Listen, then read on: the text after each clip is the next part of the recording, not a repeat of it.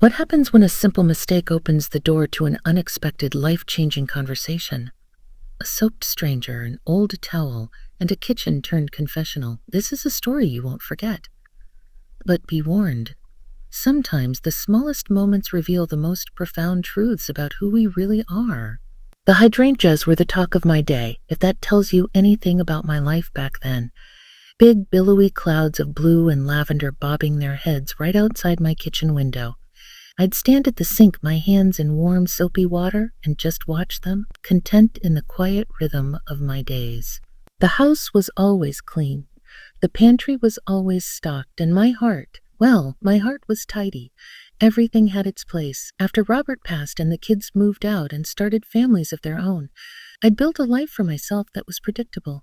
And I liked it that way. It was safe. My neighbors to the left, the Hendersons, were good people. We had the kind of relationship built on waving from across our manicured lawns and occasionally accepting a package for one another. They had a son, Eric. I'd seen him over the years during holidays and summer visits. A flash of a polite smile as he got out of a car. A quick hello as he took out the trash for his dad. He was a good-looking boy, you could tell, with a kind of serious set to his shoulders, as if he were carrying something heavier than the groceries he was hauling in for his mother. That afternoon was a scorcher, the kind of late August day in the Midwest, where the air feels thick enough to drink. I was in the middle of my sacred ritual, a tall glass of iced tea, and the crossword puzzle at my kitchen table. The only sounds were the hum of the refrigerator and the lazy buzz of a bee bumping against the window screen. Then a knock, not at the front door, but the back one, the one that led out to the patio. I wasn't expecting anyone. My daughter Sarah always called first. I padded over, my bare feet cool against the linoleum, and peered through the glass. It was Eric, and he was soaked. Water was streaming from his dark hair, plastering his t-shirt to his chest and running in rivulets down his face. He had a sheepish, almost pained look in his eyes. I slid the door open. Eric, is everything all right? He flinched a little, as if surprised I knew his name. This is Gable. I am so sorry to bother you. It's embarrassing. He gestured back toward his parents' yard. He was trying to fix that old sprinkler head by the driveway for my dad, and the whole thing just let go. I think I flooded half the petunias. He gave a weak, apologetic smile. But the thing is, I locked myself out of the house. My parents went to the store, and my phone and keys are on the kitchen counter. He stood there, dripping on my welcome mat, looking like a drowned puppy. A man grown, probably close to 30. But in that moment, he just looked like a kid who'd gotten in over his head. "Oh, you poor thing," I said, and the words came out before I could even think. My motherly instincts, I suppose, the ones you think have gone dormant, just kicked right in. "But don't you stand out there dripping. Come in." "Come in," he hesitated. "I didn't want to make a mess of your floor." "Oh, nonsense. It's just water. Floors can be wiped." I held the door wider and he shuffled in, trying to keep his arms tucked in to minimize the drips. He stood awkwardly in the middle of my kitchen, a puddle forming at his feet. The air conditioning must have felt like ice on his wet skin. "Look at you." "You're shivering," I said. "You need a towel." I went to the linen closet in the hall, the one that still smelled faintly of the lavender sachets I tucked in there years ago. I pulled out one of the good towels, a big, fluffy, sand-colored one Robert had always liked. For a split second, I paused. These were the guest towels, the ones for special occasions, but this, I figured, qualified as an occasion of some sort. When I came back, he was still standing in the exact same spot, looking utterly lost in my quiet, orderly kitchen. I handed him the towel. "Here you go." Our fingers brushed as he took it. His were cold. "Thank you," he said, his voice low. "You're a lifesaver, Mrs. Gable." "Call me Carol, please," I said, turning to grab a dish rag from the sink to wipe up the puddle on the floor. "Man, it's no trouble at all." Would you like a glass of iced tea while you wait? It might be a while before your parents get back." He looked from the towel to my face, and I saw a flicker of something in his eyes. Relief, maybe. I thought that very much. Thank you, Carol." He started to dry his hair, and as he did, he wrapped the big towel around his shoulders. And just like that, the sterile quiet of my afternoon was broken, and there was a stranger in my kitchen, wrapped in my husband's favorite towel, and for the life of me, I didn't feel an ounce of fear. I just felt curious. He sat at my kitchen table, the one where I did my crossword puzzles, while I poured him a glass of iced tea. The towel was still draped around his shoulders like a cape. It made him seem both smaller and more present at the same time. The initial awkwardness had melted away, replaced by a comfortable silence as I dropped a few ice cubes into his glass and added a slice of lemon, just how I like it. "Thank you again," he said, taking the glass. "This is really kind of you. It's the least I could do. It's the least I could do." "Sprinkler accidents are serious business," I said with a little smile, and he chuckled. It was a nice sound, a warm, genuine laugh that seemed to fill a space in the room I hadn't even noticed was empty. I sat down opposite him with my own half-finished crossword. So I started just making conversation. "Is it good to be home for a bit?" He took a slow sip of his tea, his eyes looking out the window at my hydrangeas.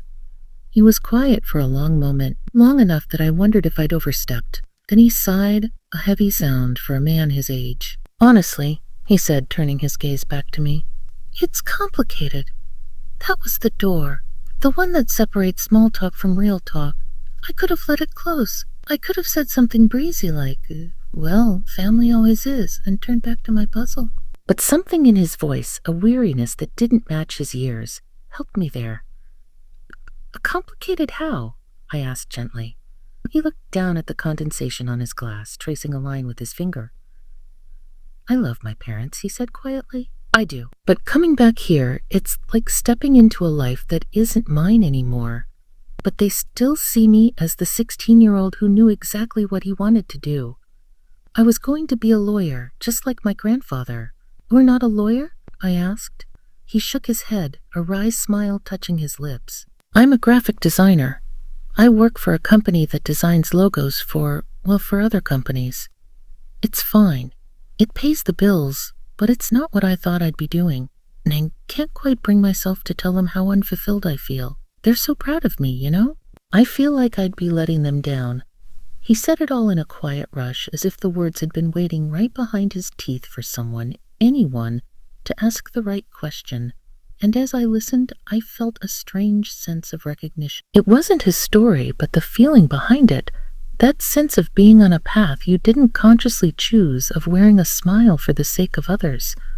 Without thinking, I found myself saying I wanted to teach art.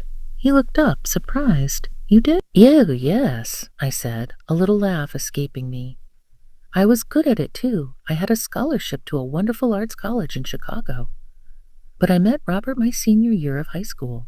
He was steady and he was kind, and he had a plan." "And my father," I said with a sigh. "I thought an art degree was frivolous. A teaching degree in history. Now that was practical. So that's what I did. I taught history for 35 years. Did you like it?" he asked, his attention fully on me now. I learned to. I found ways to love it. But every now and then I'd be in the classroom talking about the Renaissance, and I'd feel this ache, a little ghost of the life I might have had. It's not a regret. "Not really. I had a good life with Robert. I have wonderful children. It's just a different version of me that I never got to meet. The confession hung in the air between us. I hadn't said that out loud to anyone ever. Not to Robert, not to my children, not even to myself in such plain terms. Saying it to this young man, this near stranger wrapped in a towel in my kitchen, felt surprisingly freeing. He stared at me, his eyes full of a deep, quiet understanding. It wasn't pity. It was empathy. "A ghost of a different version of you," he repeated softly. "That's exactly what it feels like." We sat there for a while longer, the iced tea forgotten, the crossword puzzle ignored. The kitchen, my quiet, orderly kitchen, had transformed into something else. It was a confessional, a haven. The towel he wore was no longer a symbol of his mishap, but of a strange, unforeseen intimacy. It was the simple object that had brought a moment of raw human honesty into the predictable rhythm of my life, and I found myself feeling profoundly grateful for it. The sun had started its slow descent, painting the sky in hues of orange and pink that filtered through the kitchen window, casting long shadows across the floor.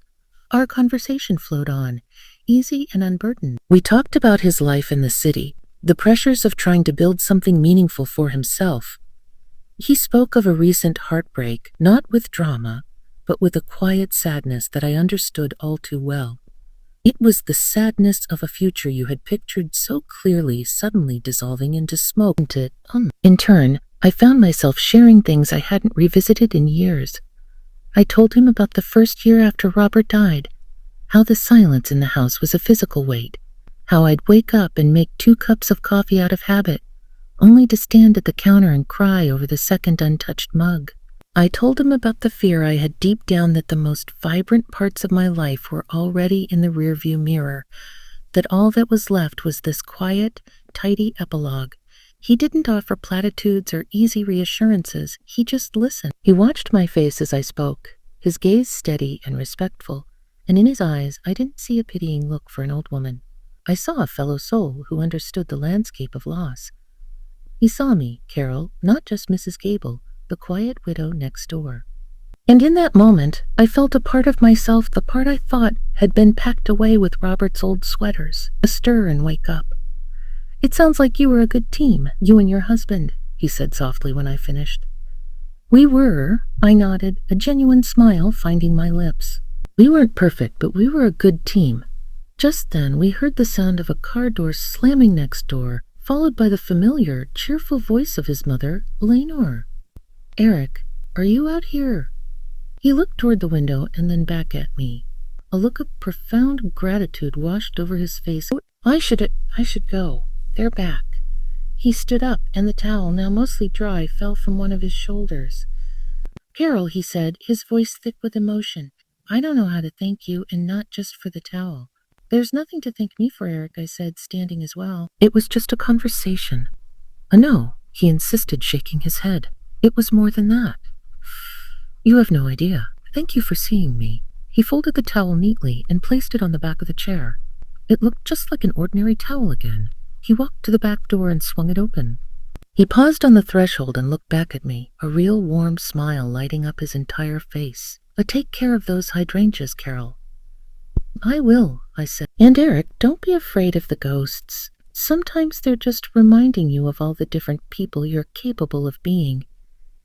He held my gaze for a moment longer, then nodded and was gone. I stood there in the doorway, watching him cross the lawn to his parents' house, the evening air cool on my skin. The house was quiet again.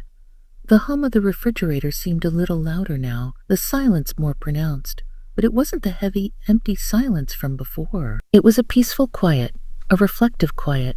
I walked over to the table and picked up the folded towel. It still felt a little damp. In the days and weeks that followed, life returned to its predictable rhythm. I waved to the Hendersons. Eric left a few days later, giving me a special wave and a smile from the passenger's seat as they drove off. I went back to my crosswords, my gardening, my tidy, orderly life. But something inside me had shifted. That conversation, born from a comical mishap and a borrowed towel, had unlocked a room in my own heart I had kept shut for years. It reminded me that wisdom isn't something you just accumulate. It's something to be shared. It reminded me that vulnerability isn't a weakness, but a bridge. That unexpected afternoon didn't lead to some dramatic new chapter in my life. I didn't suddenly sell the house and join the Peace Corps. But the change was just as profound. I started calling my children more, not just to check in, but to truly talk. I asked them about their fears and their dreams, the parts of their lives they might have thought I was too old to understand. I signed up for a pottery class at the local community center, my hands finally finding the clay I'd longed for all those years ago. The memory of that day still stays with me, clear as a bell. It wasn't an earth-shattering event. It was a quiet, unexpected connection with a young man who needed someone to listen. And in doing so, he gave me a gift I never knew I needed. He reminded me that a tidy heart is all well and good, but a heart that is open, a heart that is willing to be a safe harbor for a little while, is a heart that is truly deeply alive. And every time I look out my kitchen window at those big, billowy hydrangeas, I smile because they remind me that even in the most quiet, predictable life, you never know when a simple kindness will open the door to everything.